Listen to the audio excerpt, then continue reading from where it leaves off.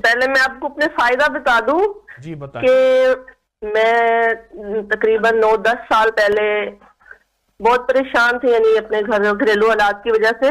जी। तो ऐसे मैं अपने घर गई ना अपनी अम्मी की तरफ, तो उधर अनमोल खजाना पड़ा था, तो मैं वो ले आई। क्या फायदा हुआ? उससे फायदा ये हुआ कि मैं अपने घर में परेशान थी बहुत ज्यादा, ससुराल में। तो मुझे अल्लाह ने अपना अलग घर दिया। अनमोल खजाना वाकई ही अनमोल खजाना है। और जी जी। तीसरा जो मुझे फायदा हुआ, वो हमारे 5-6 साल से एक ही रूम था, उसमें रह रहे थे हम एक कमरे में।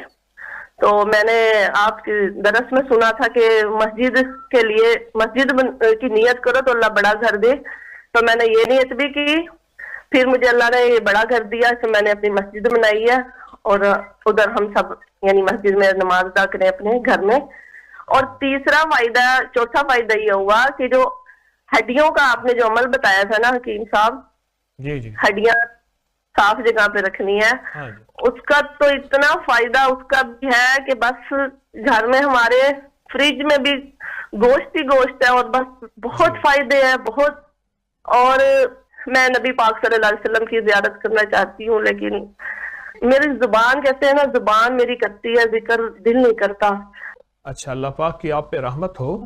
आप एक काम करें, आप कोशिश करें कि हाँ जी 70 या 90 अपक्री चैनल के लोगों को सब्सक्राइब कराएं, क्योंकि जो लोगों के दुख दर्द जी बांटता जी है अल्लाह पहले उसके दुख दर्द दूर करता है। क्योंकि अपक्री यूट्यूब चैनल जी दुखों का मरहम है, और उस शख्स के दुख दर्द जी पहले दूर बिल्कुल होते हैं जो लोगों के दूर करता है। खुशहाल बनना चाहते हैं तो लोगों की खुशहाली का सोचें, जी और अपक्री यूट्यूब चैनल जी को इंशाअल्लाह ताला आप सब्सक्राइब कराएं। और बाकी ये जितने जी वज़ाइफ हैं उनकी इंशाल्लाह। आपको आज इजाज़त दे रहा हूँ।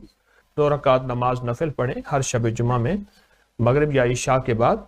और जिसकी पहली रकत जी में सूरत फातिहा के बाद 11 बार आयतल कुर्सी, जी और दूसरी रकत में जी सूरत फातिहा के बाद 11 बार सूरत कुल हुवल्लाह, ये अमल कुल करें। अल्लाह। इससे जी बहुत फ़ायदा मिलता है, और इससे मसाइल, मुश्किलें, परेशानियां हल होती हैं। और इसका एक सबसे बड़ा फ़ायदा दीदार मुस्तफ़ा के लिए जी बहुत बाकमाल चीज़